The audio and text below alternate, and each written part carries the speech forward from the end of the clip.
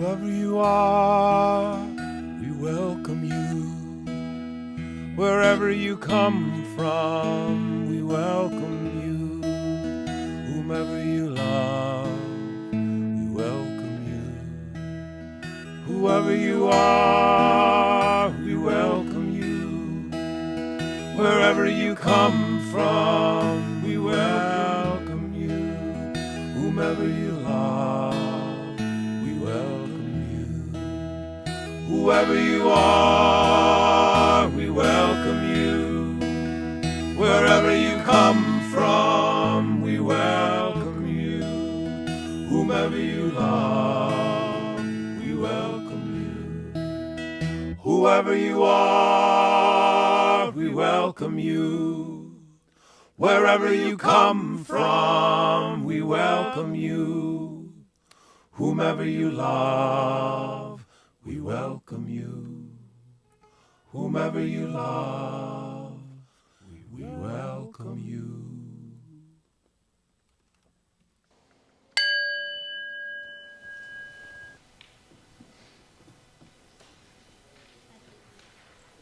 Let's think back a long, long time ago, before human beings knew anything about how the Earth, the Sun, and the other planets moved in the sky. Back in those ancient times, people saw that at a certain time of the year, the days would grow shorter and shorter and get colder and colder. They didn't know why. They just knew that these things happened, and people were afraid that the sun would go away forever. This time, when the sun is at its lowest point and just about to return, is called the winter solstice. Some believe that magic is just science we don't understand yet, and some believe science and magic coexist. But we know creation stories have been helping people understand their world for as long as there have been people. One thing has never changed in human understanding is that the world, the universe, is a miraculous place full of mystery. And people were led by their shamans and holy men, and women in rituals, and prayers to make sure that the sun returned. Today, we're going to share some of those solstice stories and rituals with all of you.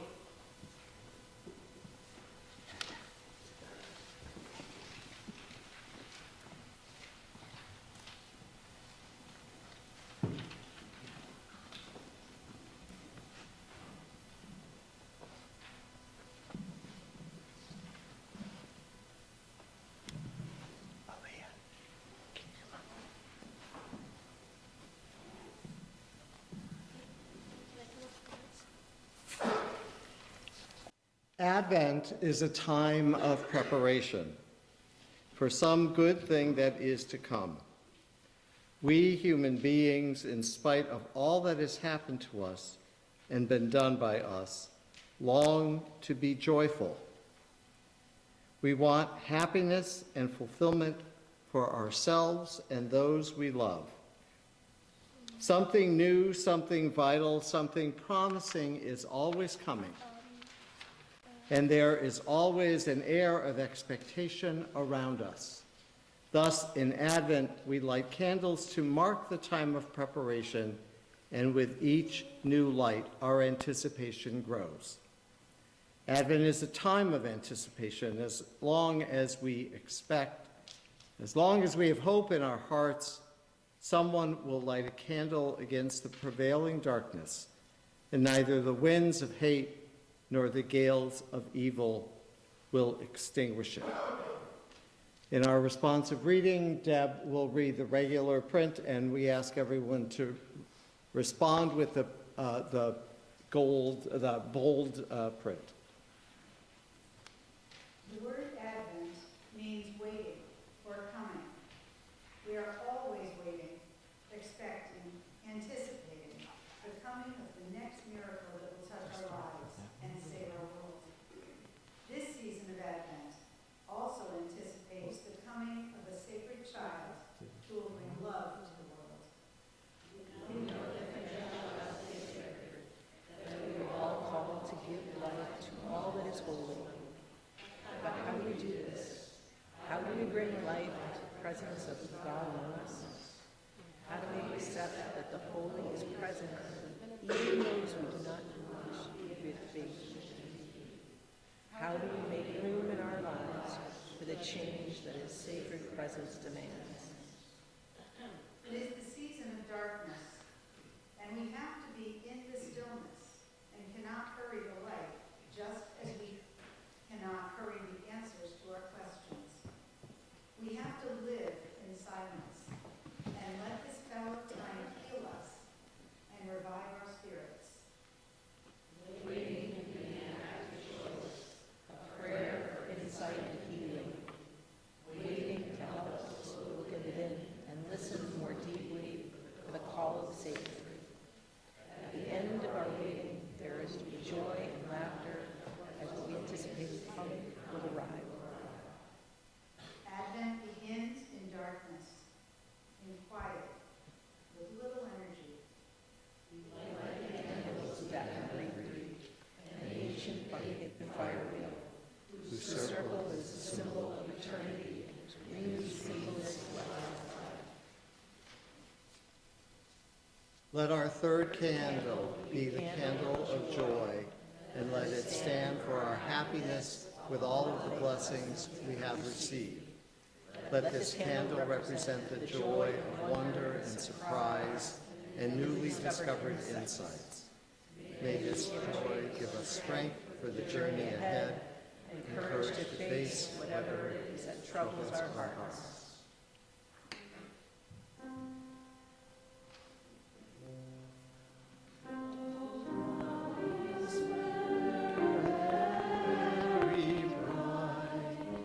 As joy that never yields to mine. Oh, come and turn all hearts to peace, that greed and war at last will cease. Rejoice, rejoice, Emmanuel shall come within as joy to all.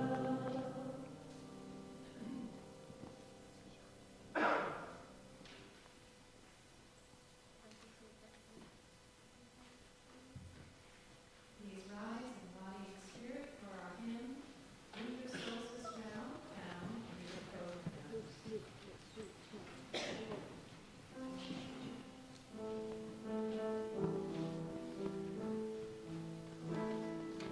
3 times.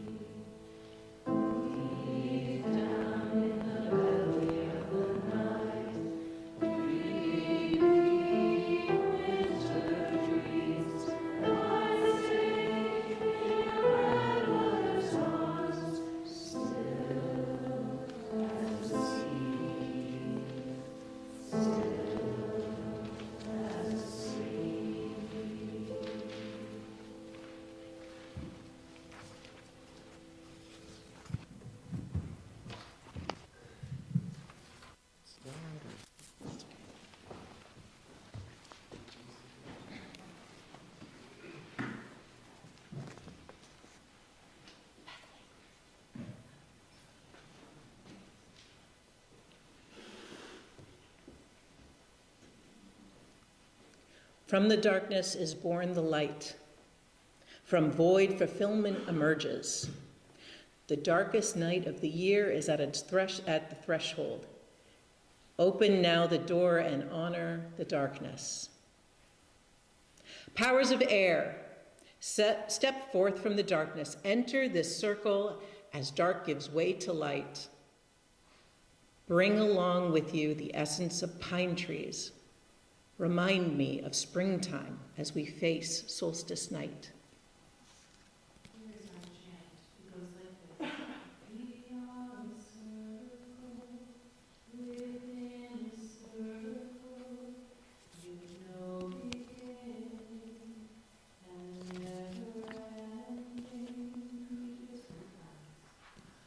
We are a circle within a circle, with no beginning and never ending. We are a circle within a circle, with no beginning and never ending. We are a circle within a circle, with no beginning and never ending. Powers of fire, step forth from the darkness. Enter this circle as dark gives way to light. Bring along with you the first glint of tomorrow. Remind me of summer as we face solstice nights. We are a circle within a circle, with no beginning and never ending. We are a circle within a circle, with no beginning and never ending. We are a circle within a circle, with no beginning and never ending. Powers of water, step forth from the darkness. Enter the circle as dark gives way to light. Bring along with you bittersweet memories. Remind me as autumn as we face solstice night. We are a circle within a circle, with no beginning and never ending. We are a circle within a circle, with no beginning and never ending. We are a circle within a circle, with no beginning and never ending. Powers of earth, step forth from the darkness. Enter the circle as dark gives way to light. Bring along with you the land that now slumbers. Remind us of winter and this cold solstice night.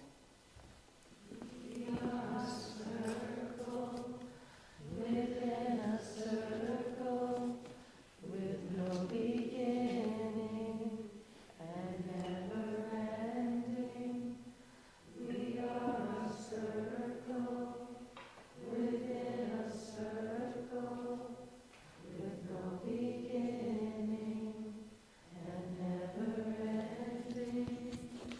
We are a circle within a circle, with no beginning and never ending. Let us contemplate the seasons of the past year and how their lessons have brought each of us to where we are today.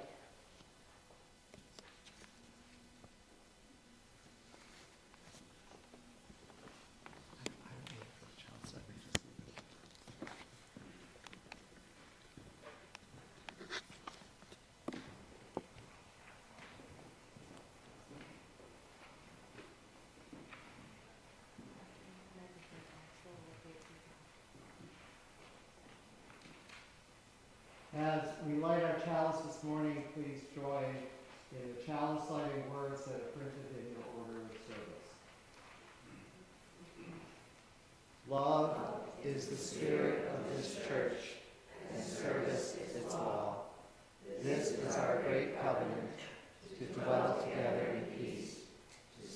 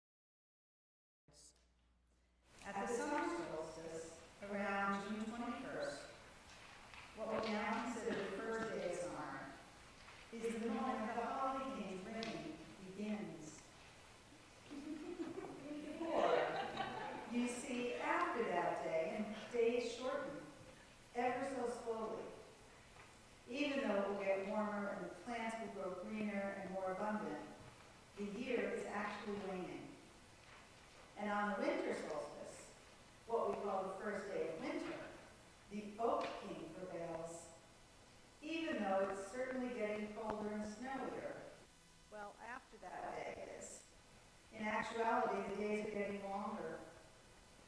Oh, here comes the Oak King now, ready to take the crown of the Holly King. Brother, it is time to do battle. It is my turn to reign. But I am still here.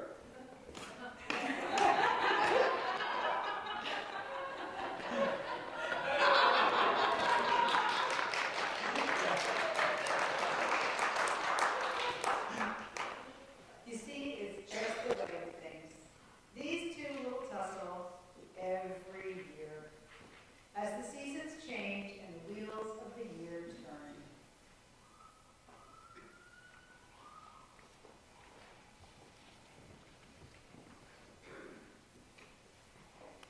The story is told that in the beginning there were two gods who were brothers, and like many brothers, they struggled with each other over influence and power.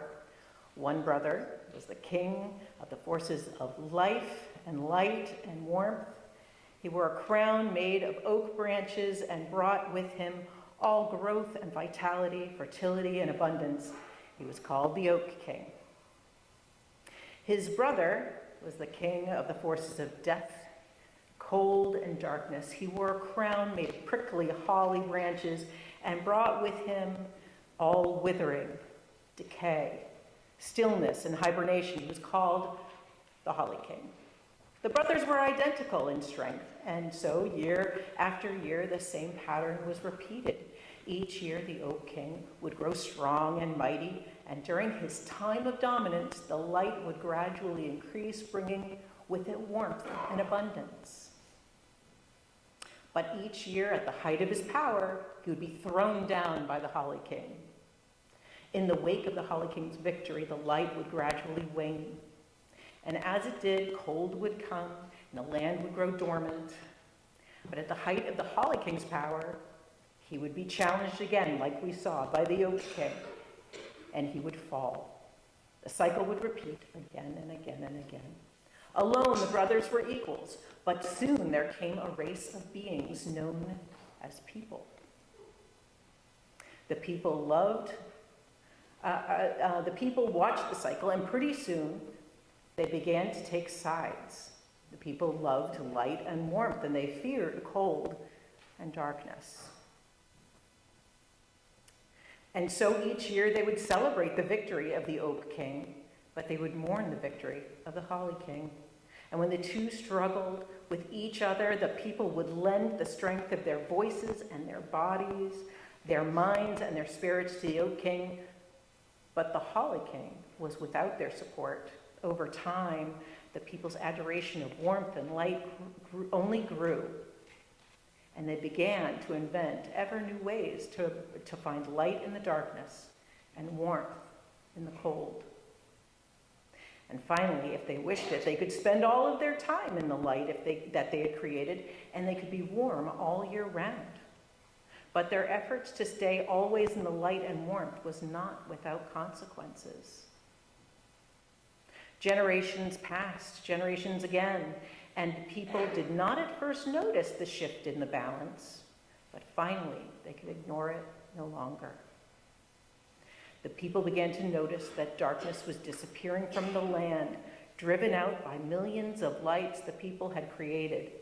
Animals, birds, plants, even people began to suffer the effects of light's abundance with unbalance with darkness. But it was not just the darkness that was disappearing. The cold began to flee too. The whole world began to get warmer. Summer began sooner and lasted longer. Ice that had been frozen for longer than the longest memory of the oldest person in the land began to melt. Migrating birds and animals began to be confused about when to begin the migration. Plants found themselves rooted in climates that no longer suited their needs. The air was changing, and the winds that had brought rain had taken it away, began to flow in unexpected directions, causing drought here and flood there. The people began to see that their support of warmth and light over cold and darkness had altered the balance of the whole world.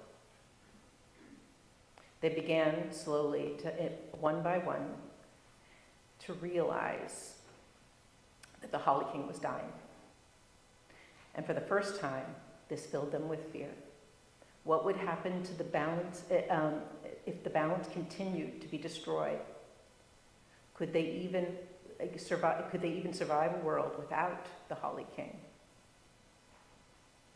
And in the world of gods, the Oak King realized it too.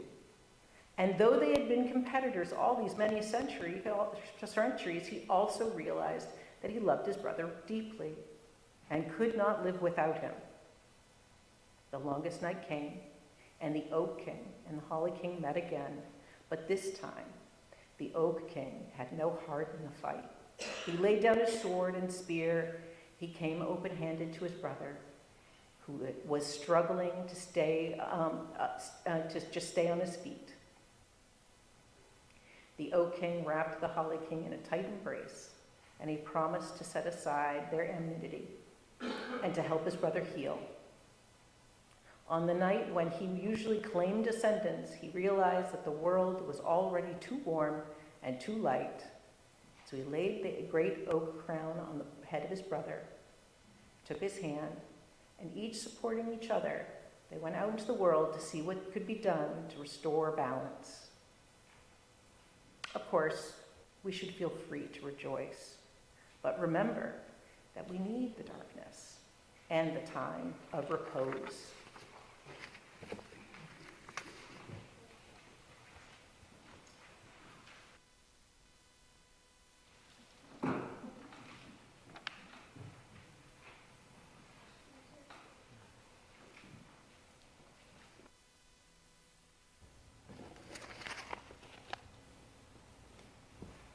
Please join me in body or spirit for our hymn, Holly and the Ivy, making lyrics adapted to Celia Woodland.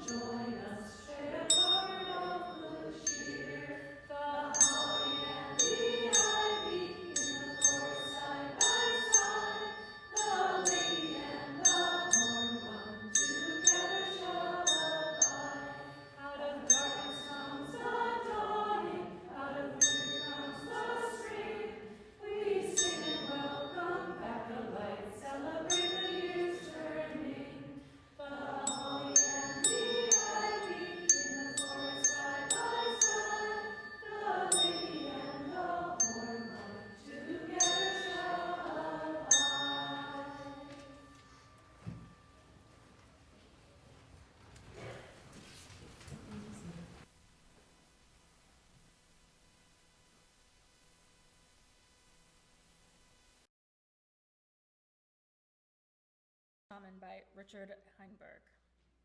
Our final story this morning comes from the Chumash people who lived in the central coastal area of California from around Los Angeles almost to Monterey. It is an early winter morning more than 1,000 years ago. A Chumash shaman, or holy man, prepares for the most important moment of the season. He has spent the past 3 days fasting, singing, and praying. Once again, as he has done every year at this time since receiving initiation from an older shaman, he deliberately crosses into the magical realm of the gods and spirits. He knows that on this morning, he must play his part in maintaining the balance and health of the earth, of the heavens, and of his people. As the eastern horizon shows the first faint hint of coming daylight, the Chumash shaman enters a shallow cave. Inside, he contemplates sacred drawings whose meaning only he and his teacher understand. Dawn arrives, and the shaman watches in religious awe as a finger of sunlight approaches and bisects a series of concentric circles on the cave's back wall. It is only on one morning of the year, the morning of the year's shortest day, that this piercing of the circles occurs. It is a sign that the sun has reached its extreme limit. It is a boundary of the cosmic order, revealing the shape of the world and of human affairs. Now, if his prayers have been effective, the days will grow longer and the light will return. Later in the day, he will lead his people in ceremony and celebration.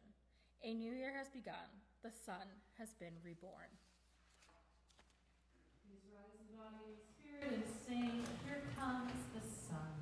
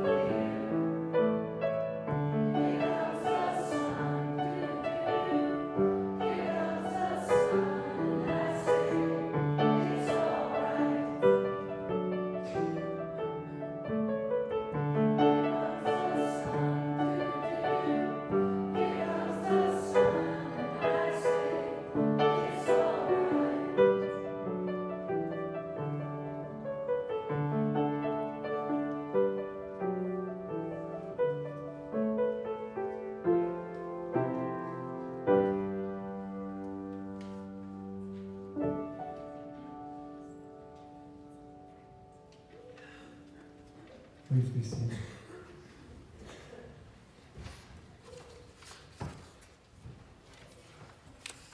I'm constantly in awe of all the great talent and gifts and skills that folks in this congregation bring to us.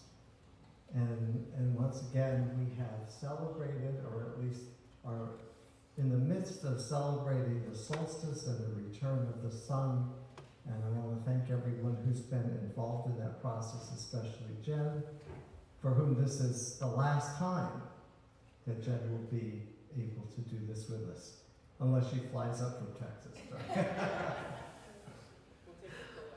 We'll take it. So, of course, part of what each of you give to the church is your financial contribution as you are able, and we will now collect those offerings for the work and mission and ministry of the church.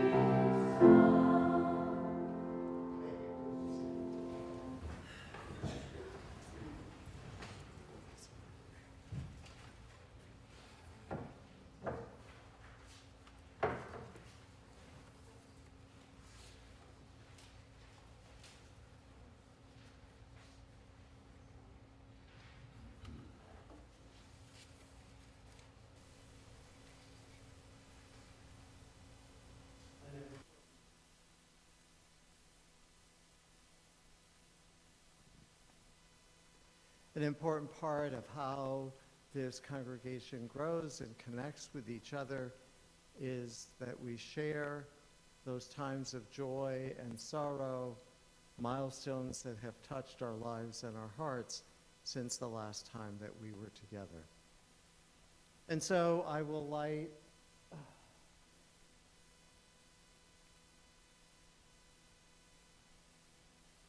a first candle for all those who are experiencing health crises and issues right now.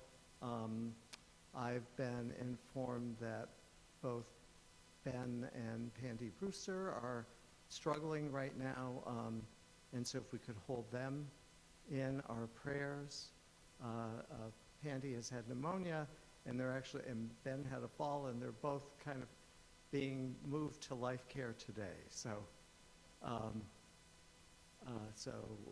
I will stop in tomorrow to see them, or sometime early in the week I'll check in with them. And anyone else who is struggling with health issues. So let's lift all of that. It's a tough time of year to be dealing with stuff, with our health.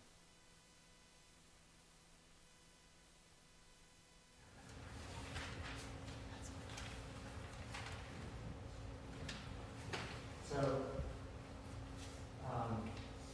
as I light a final candle for all that remains in our hearts, I also want to,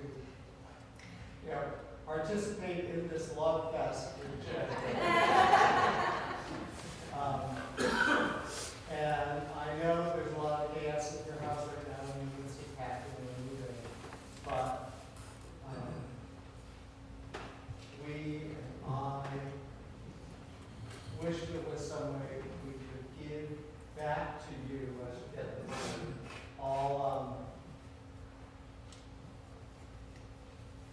all that you both have given to this congregation. And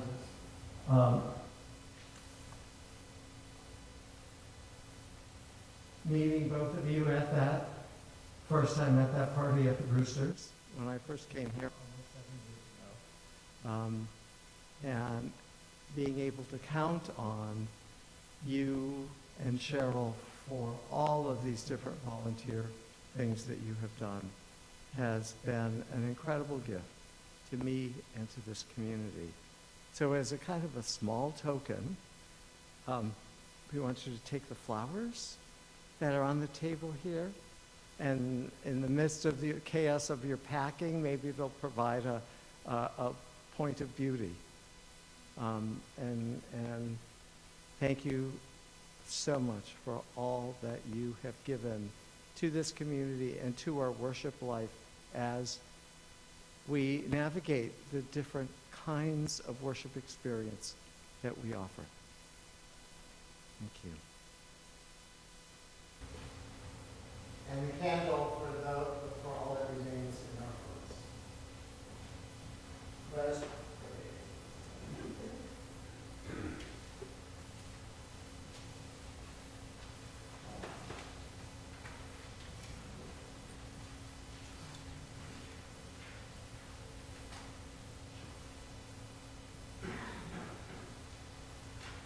Let us pray.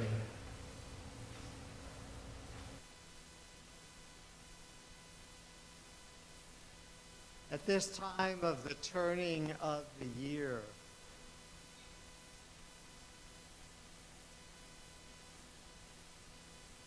at this time when the Oak King has prevailed so much, and we have created holidays and holy days with lights and candles because we are so afraid of the dark.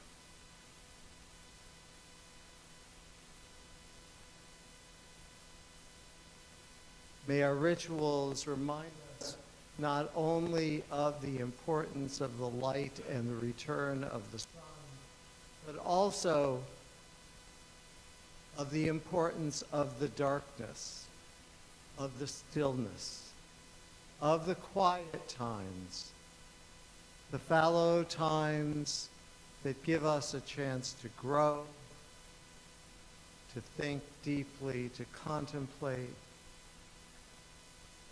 and that in that time of growth and discernment, may we find more insight into who we are and how we are meant to be in this world. Let us pause for a moment of our own prayer and reflection.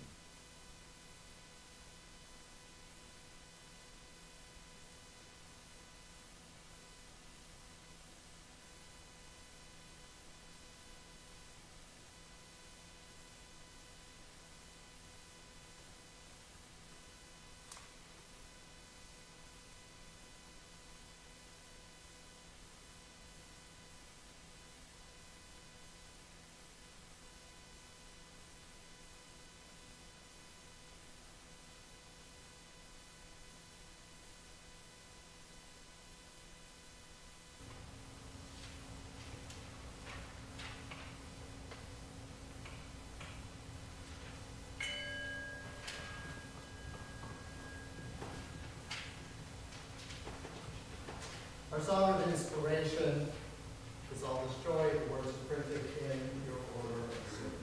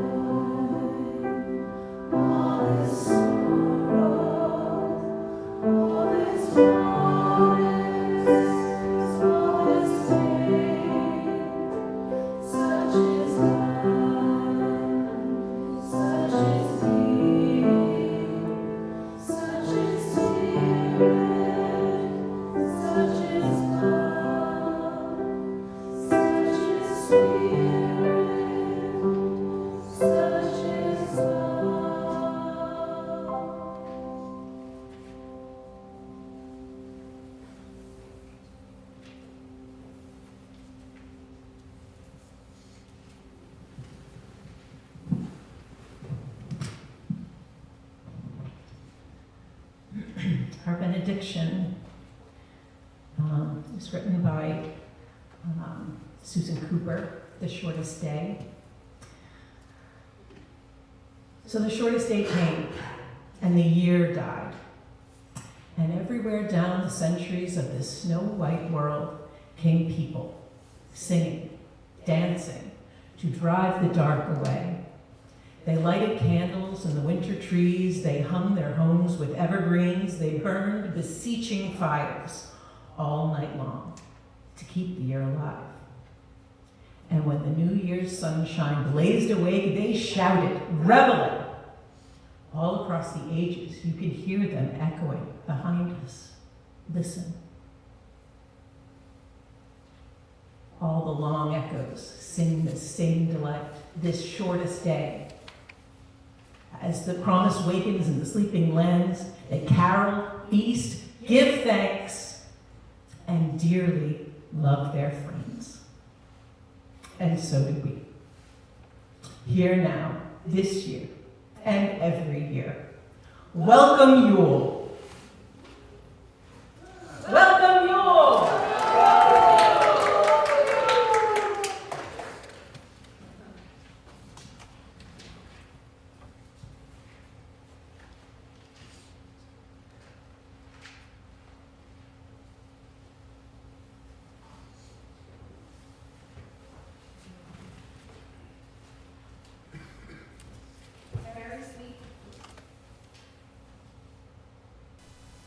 It helps if the microphone is on.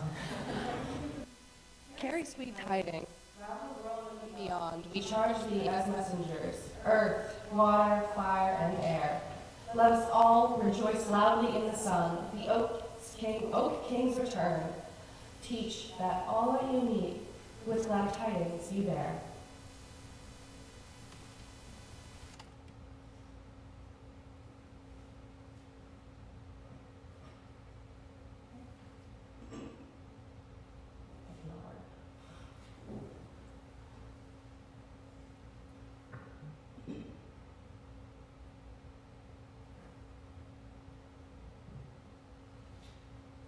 Before this circle we close, blessings we ask for this house and our kin. At daybreak, when we arise, a special flame we will carry within.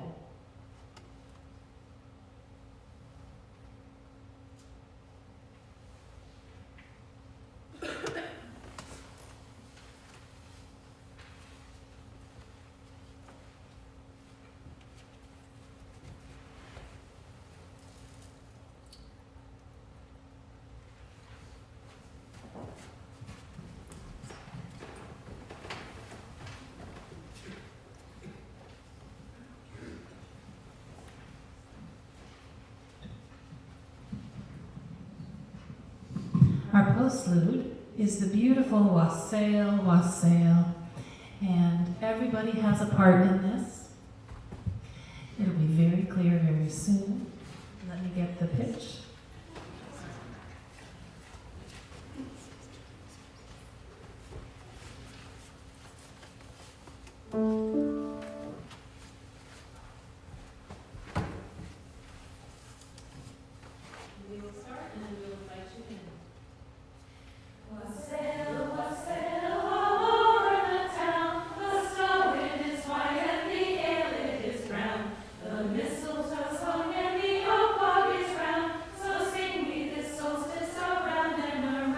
Wassail, wassail, wassail, wassail, wassail, wassail. Keep that going.